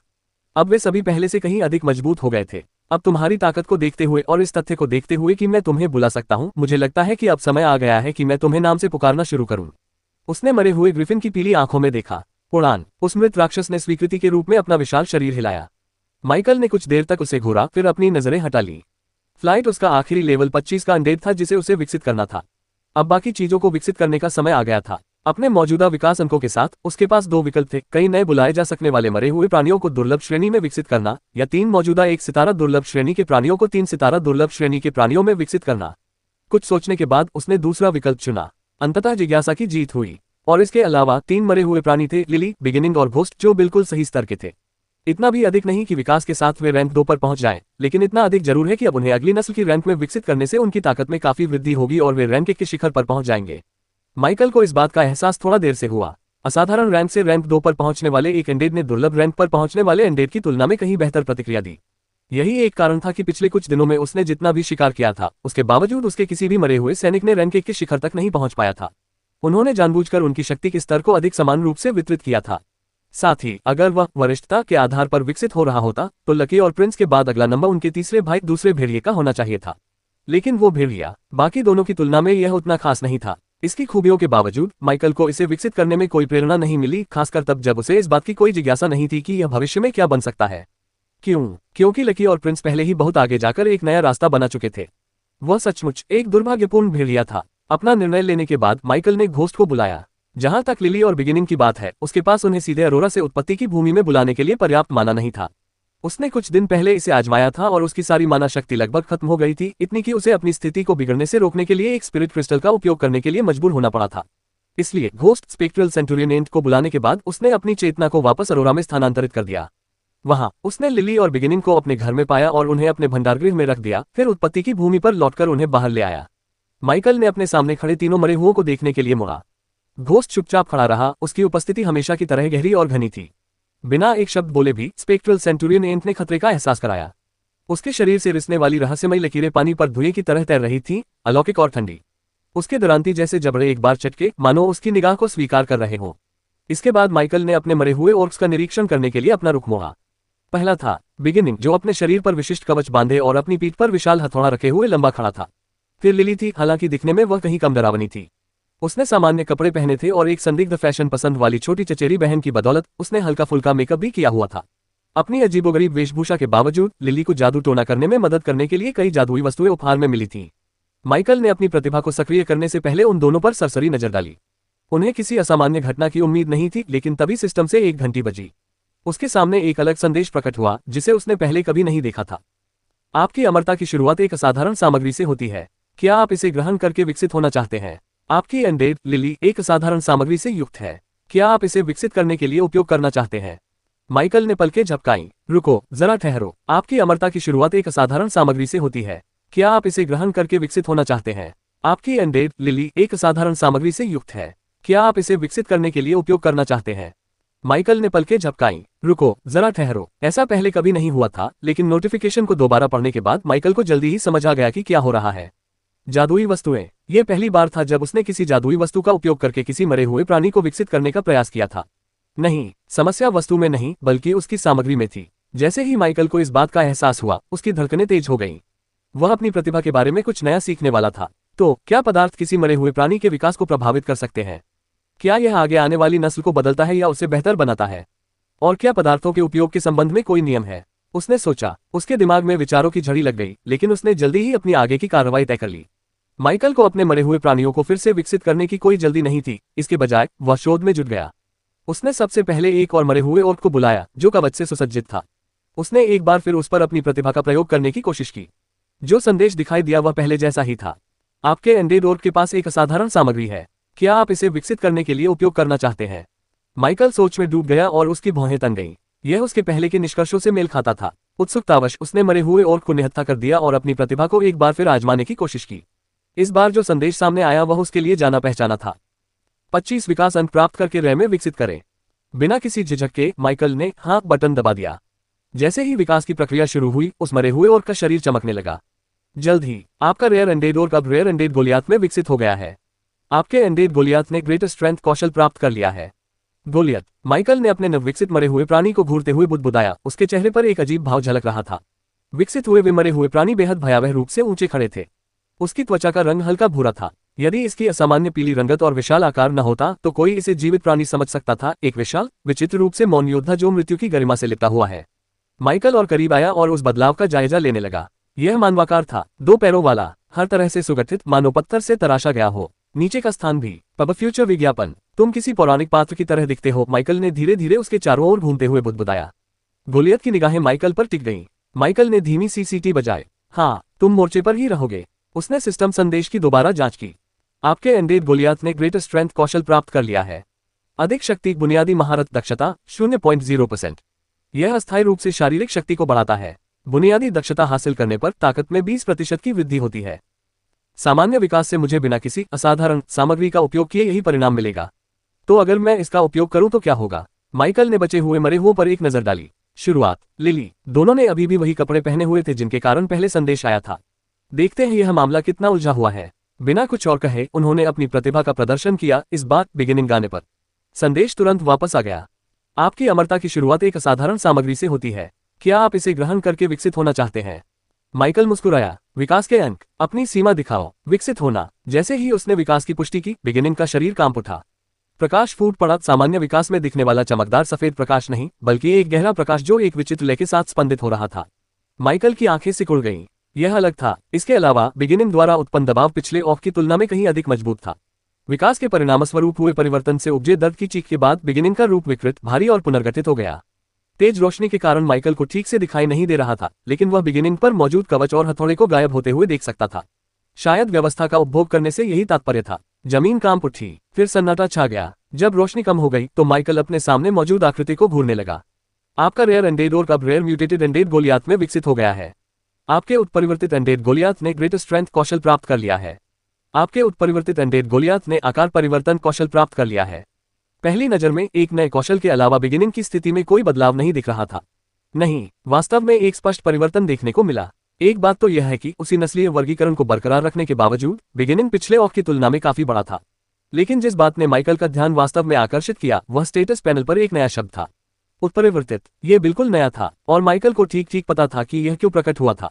यह निस्संदेह उपयोग की गई सामग्रियों के कारण था। माइकल ने एक कदम पीछे हटते हुए अपना सिर झुकाया और बदलाव के पूरे पैमाने को समझने की कोशिश की। वाह, मेरे मन में बस यही एक शब्द आया। अब बिगिनिंग उस विशालकाय जीव से कहीं अधिक लंबा खड़ा था जिसे उसने कुछ क्षण पहले ही विकसित किया था। उसका शरीर चौड़ा और सघन था, न केवल कवच से ढका हुआ बल्कि प्राकृतिक रूप से मजबूत भी। उसकी धूसर त्वचा के नीचे की मांसपेशियां असामान्य रूप से मोटी हो गई थी, मानो वह लगातार तनाव में हो और क्रूर शक्ति की आभा बिखेर रही हो। यहाँ तक कि उसकी खोपड़ी का आकार भी थोड़ा बदल गया था। उसकी भौहें अधिक उभरी हुई थी, जबड़ा मोटा था और दांत अधिक नुकीले थे। अब इसकी उपस्थिति में एक आदिम बर्बरता थी जो मानक गोलियत में नहीं थी। माइकल ने दोनों मरे हुए लोगों के बीच नजर घुमाई। एक सामान्य गोलियात और एक उत्परिवर्तित गोलियात के बीच का अंतर स्पष्ट है। एक ने निर्धारित मार्ग का अनुसरण किया, दूसरा उससे भटक गया, और विकास में विचलन ही वह स्थान था जहां विशिष्टता का जन्म हुआ। जब कोई मरे हुए प्राणी विकास के लिए किसी पदार्थ का सेवन करता है तो शायद यही होता है। माइकल निश्चित रूप से कुछ नहीं कह सका, लेकिन एक बात स्पष्ट थी, जादुई वस्तुएं, या अधिक सटीक रूप से कहें तो उनमें मौजूद सामग्रियां, विकास के मार्ग को मौलिक रूप से बदल सकती थीं। और अगर सही तरीके से इस्तेमाल किया जाए। तो वे उसे रैंक ब्रेकर थ्रू की आवश्यकता के बिना ही अपने मरे हुए सैनिकों को उनकी आधारभूत सीमाओं से कहीं आगे बढ़ाने की अनुमति भी दे सकते हैं। इसके बाद माइकल ने लिली की ओर रुख किया। तुम तैयार हो? तारांकन तारांकन तारांकन तारांकन तारांकन तारांकन तारांकन तारांकन तारांकन तारांकन तारांकन। Necromancer class advancement root. अवर्गीकृत नेक्रोमेंसर अप्रेंटिस स्तर 110। रैंक 1 कुशल नेक्रोमेंसर स्तर 11-25। तारांकन तारांकन तारांकन तारांकन। विकास मार्ग। वन भेड़िया सामान्य श्रेणी 1-3 सितारे। हरा भरा भेड़िया दुर्लभ श्रेणी 1 तारा प्रजाति। रेडथॉर्न वुल्फ दुर्लभ श्रेणी 3 सितारा प्रजाति। वेनोमथॉर्न रेवेजर असाधारण श्रेणी 1 सितारा प्रजाति। तारांकन तारांकन तारांकन तारांकन तारांकन तारांकन। गोब्लिन सामान्य श्रेणी 1 तारा प्रजाति। हॉबगोब्लिन सामान्य श्रेणी 3 सितारा प्रजाति। ओर्क शमन दुर्लभ श्रेणी 1 सितारा प्रजाति। गोलियात दुर्लभ श्रेणी 3 सितारा प्रजाति। माइकल अपनी पहली महिला अंडे ओर्क शमन लिली को विकसित करने के लिए दिन के अपने अंतिम विकास अंकों का उपयोग करने ही वाला था, तभी वह अचानक रुक गया। ऐसा इसलिए नहीं था कि उसने अपना मन बदल लिया था, बल्कि इसलिए था क्योंकि उसके मन में एक विचार आया था। क्या किसी मरे हुए जीव के उत्परिवर्तन की गुणवत्ता उसमें प्रयुक्त सामग्री की गुणवत्ता पर निर्भर करती थी, या उसकी मात्रा पर, या शायद दोनों पर? विकास के दौरान बिगिनिंग ने केवल अपने कवच और हथौड़े का ही इस्तेमाल किया था, फिर भी वह मानक विधि से विकसित हुए पिछले अंडे ओर्क की तुलना में कहीं अधिक मजबूत था। दोनों विशालकाय होने के बावजूद अंतर स्पष्ट था। बिना उत्परिवर्तित वाला एक नर के बगल में खड़ी मादा ओर्क की तरह दिखता था, छोटा, कम प्रभावशाली। हालांकि वे दोनों लेवल 25 पर थे, लेकिन उनके द्वारा उत्सर्जित आभा में जमीन आसमान का अंतर था। बिगिनिंग का विकास बेहद प्रभावशाली था, इतना प्रभावशाली कि अगर छद्म असाधारण जैसी कोई श्रेणी होती तो वह उसमें अवश्य शामिल होता। माइकल पूरे विश्वास से कह सकता था कि बिगिनिंग का प्रभाव स्तर 25 पर प्रिंस से कहीं अधिक था, जबकि उस समय दोनों ही 3 सितारा दुर्लभ श्रेणी के प्राणी थे। हालांकि ये लकी जितना शक्तिशाली नहीं था, जो एक असाधारण प्राणी था। ऐसा लगता था कि बिगिनिंग की ताकत लगभग आधी थी, पूरी तरह से असाधारण तो नहीं, लेकिन इतनी मजबूत कि वह कुछ कमजोर या गैर लड़ाकू असाधारण प्राणियों का मुकाबला कर सके। इस बात का एहसास होने पर माइकल की दिलचस्पी बढ़ गई। यह विचार कि पदार्थ किसी मरे हुए प्राणी के विकास को प्रभावित कर सकते हैं, एक नया द्वार खोल दिया। और इसके साथ ही कई और प्रश्न भी सामने आए। क्या यह वाकई इतना आसान था? क्या बिना किसी नुकसान के यह इतना फायदेमंद हो सकता था? बिल्कुल नहीं। अगर सामग्री मरे हुए जीवों के स्वभाव से मेल न खाए तो क्या होगा? जैसे आग से प्रभावित मरे हुए जीव पर पानी से प्रभावित सामग्री का प्रयोग करना, इसका परिणाम अच्छा नहीं होगा, है ना? इसके कुछ प्रभाव तो होंगे ही, संभवतः नकारात्मक प्रभाव। भले ही मानक विकास हमेशा सुरक्षित रहा हो, लेकिन यह मार्ग सुरक्षित नहीं हो सकता है। क्या माइकल इसे छोड़ देगा? नहीं, वह ऐसा नहीं करेगा। इसके फायदे बहुत अधिक थे। उसने अभी तक बिगिनिंग की ताकत का परीक्षण भी नहीं किया था, लेकिन सारे संकेत मौजूद थे। और इससे एक और एहसास हुआ। अब तक माइकल के मरे हुए लोग लगभग बराबर शक्ति के थे, यदि वे एक ही जाति, पद और स्तर के थे। लेकिन अब यह संतुलन टूटने वाला था। यह सरल था। उत्परिवर्तित मरे हुए जीव सामान्य विकसित मरे हुए जीवों की तुलना में या तो अधिक मजबूत होंगे या कमजोर। और उत्परिवर्तित जीवों के बीच भी अंतर उभर कर सामने आएंगे, खासकर अगर सामग्रियों की गुणवत्ता और मात्रा के बारे में उनका संदेह सही साबित होता है। उसने अभी तक इसका परीक्षण नहीं किया था, लेकिन वह करने ही वाला था। लिली के पास जादुई वस्तुओं की कुछ ही मात्रा थी, और उनमें से अधिकतर आभूषण थे। लिली ने अपने माथे पर एक पतली रूबी की माला पहन रखी थी। इसे फायरहॉट बैंड कहा जाता था। इसने अग्नि जादू के साथ उसकी आत्मीयता को बढ़ाया, जिससे वह अधिक माना का उपयोग किए बिना लौ को अधिक सटीकता से नियंत्रित कर सकती थी और अधिक तीव्र लौ जला सकती थी। इसके बाद उनकी बालियां थीं। इन्हें एम्बरपियर्स रिंग्स कहा जाता था। ये रिंग्स अग्नि मंत्रों का प्रयोग करते समय उसे थोड़ी मात्रा में माना ऊर्जा पुनर्जनन का लाभ देती थी। उसके गले में एक पेंडेंट लटका हुआ था, जो एक काली चेन में जड़ा हुआ था, और उसमें एक टूटा हुआ रूबी रत्न लगा हुआ था। वह वस्तु कभी कभी अत्यधिक गर्मी से भर जाती थी, जिससे तीव्र ऊर्जा के विस्फोट के साथ अचानक कोई मंत्र सक्रिय हो जाता था। लिली की कलाई पर एक जैसी चूड़ियां सजी हुई थीं। ये साधारण वस्तुएं थीं, लेकिन भरोसेमंद थीं। ये अग्नि तत्व से संबंधित मंत्रों के उच्चारण की गति को थोड़ी मात्रा में, लेकिन ध्यान देने योग्य रूप से बढ़ाती थीं। ये सभी आइटम कम से कम 1 स्टार दुर्लभ श्रेणी के उपकरण थे, जिनमें से कोई भी 3 स्टार दुर्लभ श्रेणी की सीमा से अधिक नहीं था। जिस बड़े शहर में वह स्थानांतरित हुआ था, जो उसके पिछले शहर की तुलना में कहीं अधिक समृद्ध था, वहां भी असाधारण श्रेणी की वस्तुएं लगभग न के बराबर थीं। उनकी दुर्लभता ही उनके मूल्य का प्रत्यक्ष प्रतिबिंब थी। माइकल के लिए उनकी दुर्लभता का एक ही अर्थ था, वे अनमोल, शक्तिशाली और अविश्वसनीय रूप से उपयोगी थे। माइकल द्वारा लिली के विकास को रोकने का कारण झिझक नहीं बल्कि जिज्ञासा थी। लिली एक जादूगरनी थी, वह भी एक जादूगरनी था, और अभी हाल ही में उसने जादुई उपकरणों का एक छोटा सा जखीरा खरीदा था। हालांकि उनमें से कोई भी अग्नि से संबंधित नहीं था, लेकिन वे किसी विशेष तत्व तक सीमित नहीं थे। वास्तव में उनमें से अधिकांश का उपयोग कोई भी कर सकता था, चाहे वह जादूगर हो या न हो। इसी बात ने उसे रुकने पर मजबूर कर दिया। क्या वह लिली के विकास में इनका उपयोग कर सकता है? उनकी असली चिंता ये थी कि इससे लिली में किस तरह का बदलाव आएगा। क्या वह इस पद्धति के साथ एक और जोखिम उठाने के लिए तैयार था? पिछली पद्धति सफल रही थी, लेकिन उसमें कोई गारंटी नहीं थी। उन्हें इस बात की भी परवाह नहीं थी कि उनका तरीका फिलहाल कितना महंगा है। माइकल ने अपने विकल्पों पर विचार किया। एक पल के लिए वह हिचकिचाया, फिर उसने गहरी सांस ली, अपना संकल्प दृढ़ किया और खुद को सिर हिलाकर सहमति दी। वह जोखिम उठाने को तैयार था। एक पल भी बर्बाद किए बिना माइकल ने अपने भंडारण स्थान में हाथ डाला और अपने उपकरण बाहर निकालने लगा। माइकल ने लिली के शरीर के चारों ओर एक साफ चाप में उपकरण के प्रत्येक टुकड़े को जमीन पर रखा। उसके हाथ शांत सटीकता के साथ चल रहे थे। सबसे पहले सायरन की प्रतिध्वनि वाली बालियां आईं। उसने उन्हें धीरे से छुआ। मंद रोशनी में भी बैंगनी पत्थर हल्की हल्की झिलमिला रहे थे। वे आग के प्रति संवेदनशील नहीं थे, लेकिन उन्होंने एकाग्रता और मानसिक स्थिरता को बढ़ाया। माइकल ने उन्हें सावधानीपूर्वक लिली के कानों में पहना दिया। अगली चीज थी ड्रीम स्टील रिंग। इसे पहनने पर स्पष्टता बढ़ती है और विचार स्थिर होते हैं। ये जादू से ज्यादा जादूगर की क्षमताओं को बढ़ाता है। माइकल ने इसे लिली की उंगली में पहना दिया। फिर आया वेलबैंड सर्कलेट, चांदी के धागे जैसी एक पट्टी जो त्वचा पर हल्के से टिकी रहती थी। माइकल ने इसे धीरे से उसकी भौहों के ऊपर रखा और इसे लिली द्वारा पहले से पहनी हुई रूबी फाइहॉट बैंड के ठीक नीचे फिट कर दिया। इसके बाद माइंडरूट पेंडेंट आया। माइकल ने उसे उस टूटे हुए रूबी पेंडेंट के बगल में रख दिया जो उसके पास पहले से ही था। अंत में सुरक्षा कवच। फिर माइकल पीछे हट गया। लिली ने अब 9 जादुई वस्तुएं पहन रखी थीं। माइकल ने धीरे से सांस छोड़ी। उसका दिल तेजी से धड़कने लगा। उम्मीद उसकी रगों में दौड़ रही थी। ये सिद्धांत एकदम सही नहीं था। अभी भी ऐसे कई कारक थे जिन पर उसका नियंत्रण नहीं था। अग्नि से संबंधित वस्तुएं उसके मूल स्वभाव के साथ विकास को संरेखित करने में मदद करेगी, लेकिन तटस्थ वस्तुएं अप्रत्याशित रूप से संतुलन बिगाड़ सकती हैं। वह और अधिक शक्तिशाली बन सकती है। उसमें अप्रत्याशित परिवर्तन हो सकते हैं। वह सफल भी हो सकती है। माइकल की निगाहें और तेज हो गईं। जोखिम के बिना कोई विकास नहीं, उसने धीमी आवाज में फुसफुसाते हुए कहा। बिना किसी झिझक के उसने विकास की प्रक्रिया शुरू कर दी। विकास के बिंदु। अपने पापा को अपनी हद दिखाओ। प्रतिक्रिया तत्काल हुई। बिगिनिंग की तरह ही लिली का शरीर ऊर्जा के अचानक प्रवाह से कांप उठा। प्रकाश का विस्फोट हुआ। केवल सादा सफेद नहीं, बल्कि जलता हुआ, पिघला हुआ गहरा लाल रंग। लपटें लिली के शरीर के चारों ओर फैल गईं। वातावरण का तापमान अचानक बढ़ गया, यहां तक कि माइकल को भी पीछे हटना पड़ा। जल्द ही प्रकाश धीरे धीरे कम हो गया और चीखें बंद हो गईं। माइकल घूरता रहा। लिली सीधी पीठ करके खड़ी थी। उसकी त्वचा का रंग बदल गया था। ये पहले गोलियत की तरह ही फीका धूसर था, लेकिन इसके आसपास लाल रंग की हल्की सी झलक थी। इससे माइकल को वास्तव में आश्चर्य नहीं हुआ, क्योंकि शुरुआती त्वचा का रंग भी पहले विकसित हुए गोलियात की तुलना में थोड़ा गहरा था। फिर उनके बाल थे। ये जलते हुए लाल रंग जैसा दिख रहा था। लेकिन लिली के बारे में सबसे आश्चर्यजनक बात क्या है? माइकल ने पलकें झपकाईं। उद्धरण चिन्ह ... ये क्या बकवास है? लिली लंबी थी। बिगिनिंग जितनी लंबी तो नहीं, लेकिन काफी हद तक उसके करीब, बेहद करीब, जिससे घबराहट होती थी। अगर नर गोलियत अपनी मादा समकक्षों की तुलना में काफी लंबे होते थे, तो या तो लिली ने उस धारणा को तोड़ दिया था, या वह एक नियम का अपवाद थी। क्या ये सामान्य था? क्या महिला गोलियथस को ऐसा ही दिखना चाहिए था? और उनका व्यक्तित्व भी? माइकल की आंखें फड़क उठीं। ये लकी से थोड़ा अधिक शक्तिशाली प्रतीत हुआ। ये हास्यास्पद था, क्योंकि लकी कोई दुर्लभ श्रेणी का प्राणी नहीं था, बल्कि एक असाधारण श्रेणी का प्राणी था। क्या इसका कोई मतलब होना चाहिए था? सबसे बुरी बात, या यूं कहें कि सबसे आश्चर्यजनक बात यह थी कि लिली अभी भी कोई असाधारण दुष्ट प्राणी नहीं थी। क्या इसका मतलब यह है कि नस्लीय पद सर्वोपरि नहीं है, या फिर मेरे ज्ञान में अभी भी कमी है? कई विचारों से घिरे माइकल ने लिली के विकास के बारे में आने वाली सूचनाओं को देखने के लिए अपना रुख किया। आपका रेयर एंडेड ओर्क शैमन अब rare mutated undead Goliath shaman में विकसित हो गया है। प्राप्त नए कौशल: ज्वलन आवरण प्रज्वलित करना, अधिक शक्ति, अग्नि दीवार, अग्नि भाला, आकार परिवर्तन, मानसिक वृद्धि। तारांकन तारांकन तारांकन तारांकन तारांकन तारांकन।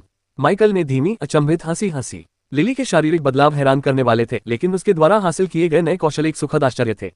उसने न केवल नए कौशल हासिल किए, बल्कि उसने बिगिनिंग से भी अधिक कौशल प्राप्त किए, जो स्वयं भी उत्परिवर्तित हो चुकी थी। माइकल को सबसे ज्यादा हैरानी उस कौशल को देखकर हुई जो उसके कौशल सेट में होना ही नहीं चाहिए था। एक मानसिक कौशल, मानसिक उत्तेजना। ये लक्ष्य के दिमाग पर एक तीव्र मानसिक तरंग उत्पन्न करता है, जिससे क्षण भर के लिए ध्यान भंग हो जाता है या एकाग्रता भंग हो जाती है। प्रभाव: मामूली मानसिक क्षति, 1 सेकंड के लिए अचेतन अवस्था। रेंज: 15 मीटर। Cooldown: 30 second. ये बुनियादी दक्षता की शुरुआत में कौशल का वर्णन था। जादुई वस्तुओं का प्रभाव निर्विवाद था। इस तरह की प्रतिभा अन्यथा प्रकट होने का कोई तरीका नहीं था। माइकल ने बिगिनिंग के बगल में खड़ी लिली की ओर देखा। एक नर, एक मादा, दोनों विशालकाय, दोनों उत्परिवर्तित, दोनों उसके प्रयोग के माध्यम से विकसित हुए। और परिणाम क्या रहे? भयानक। 2 दिग्गज, समान पद, समान स्तर, लेकिन अब क्षमताओं में अत्यधिक असमानता है। माइकल की मुस्कान रुकी नहीं रही थी। इससे सब कुछ बदल गया। लगता है उत्परिवर्तन सिर्फ ताकत के बारे में नहीं है, उसने धीरे से कहा। यह दिशा के बारे में भी है। यह सोचकर उसके खून में उबाल आ गया। अगर वह विकास की दिशा को नियंत्रित कर पाता, तो ये सिर्फ मरे हुओं को और अधिक शक्तिशाली बनाने के बारे में नहीं था। यह उनके डिजाइन के बारे में था। धीरे धीरे, भूमिका दर भूमिका, अग्नि, छाया, धातु, मन, पालक, कोई फर्क नहीं पड़ता था। जब तक उसके पास सही सामग्री थी, वह विकास को किसी भी दिशा में आगे बढ़ा सकता था। जब मुझे लगा कि मैं आखिरकार स्थिर संपत्ति अर्जित करना शुरू कर सकता हूं, तभी वास्तविकता ने मेरे पैसे को खत्म करने का एक और तरीका ढूंढ लिया। हालांकि माइकल ने यह बात कड़वाहट से कही, लेकिन उसकी आवाज में खुशी की एक झलक छिपी हुई थी। तो क्या हुआ अगर अब विकास महंगा हो गया है? जब उसने ये तर्क दिया कि इससे उसे अधिक शक्ति मिलती है, तो भी यह एक उचित सौदा था। हालांकि माइकल इस बात से इनकार नहीं कर सका कि यह महंगा था। मुझे या तो केवल प्रमुख मरे हुओं के लिए सामग्री विधि का उपयोग करना होगा और बाकी के लिए मानक विधि पर निर्भर रहना होगा, या कुछ प्रमुख मरे हुओं को छोड़कर सामग्री का उपयोग बहुत कम करना होगा, उसने बुदबुदाया। लेकिन इसके लिए मुझे विकास को प्रभावित करने के लिए सामग्रियों का उपयोग करने के पीछे के नियमों के बारे में और अधिक समझने की आवश्यकता है। माइकल के मन में एक और विचार आया। दरअसल 2 लोगों ने ऐसा किया। पहला सवाल यह था कि क्या यह गारंटी थी कि विकास के दौरान सामग्रियों का उपयोग करने से हमेशा उत्परिवर्तन ही होगा, या क्या यह संभव था कि कभी कभी उत्परिवर्तन के बजाय ये किसी मरे हुए प्राणी के मौजूदा गुणों को ही बढ़ा दे। यदि ऐसा है तो भी यह मूल्यवान होगा, लेकिन उसे खुद ही इसका पता लगाना होगा और अभी से ही उसे यह अंदाजा हो गया था कि भविष्य कितना महंगा साबित होने वाला है। जैसे ही उसके मन में कई विचार कौंधे, माइकल ने अपने चारों ओर खड़े 4 दिग्गजों की ओर मुड़कर देखा। गेल, बिगिनिंग, लिली और वह भाग्यशाली एंडेडोर जो एक गोलियात में विकसित हो गया था। सबसे पहले उसने तीनों गोलियतों को अपना आकार कम करने का निर्देश दिया, ये परीक्षण करते हुए कि वे कितने छोटे हो सकते हैं। माइकल ने पाया कि साधारण गोलियात एक किशोर के शरीर के आकार तक सिकुड़ सकता है, जबकि लिली और बिगिनिंग केवल खुद को लगभग मध्य किशोरावस्था के आकार तक ही कम कर सकते हैं। यह नजारा दिलचस्प था। माइकल को तो उन्हें वैसे ही रहने देने का भी मन कर रहा था। आखिरकार हर चीज इतनी बड़ी होनी जरूरी नहीं थी। जब लिली और बिगिनिंग 6 मीटर से अधिक लंबे हो गए तो उनके बारे में सब कुछ उसे विशाल और डरावना लगने लगा। फिर भी उन्हें कुछ प्रयोग करने थे। आकार बदलने की क्षमता से माइकल परिचित था। बैंगनी और नीले दोनों के पास ये क्षमता थी। हालांकि इस कौशल का उसके विशालकाय सैनिकों पर पड़ने वाला प्रभाव निश्चित रूप से अलग होगा। ये कैसे अलग था, यही बात माइकल अब पता लगाना चाहता था। उन्होंने पहले उनकी ताकत का परीक्षण करने का फैसला किया। Pub future ads. माइकल ने तीनों विशालकाय योद्धाओं को आगे बुलाया और उन्हें अपने सामने खड़े होने का आदेश दिया। अपने छोटे आकार में वे अब उतने भयावह नहीं लगते थे। उनके शरीर सुगठित, दुबले पतले थे और उनकी मूल विशालकाय उपस्थिति की तुलना में एक अलग तरह का दबाव उत्पन्न करते थे। उन्होंने साधारण गोलियत से शुरुआत की। शक्ति का एक साधारण टकराव ही इसे दबाने के लिए काफी था। उस विशालकाय राक्षस के प्रहारों में अभी भी बहुत ताकत थी, लेकिन उसे काबू में किया जा सकता था। माइकल ने प्रसन्नतापूर्वक हल्का सा सिर हिलाया।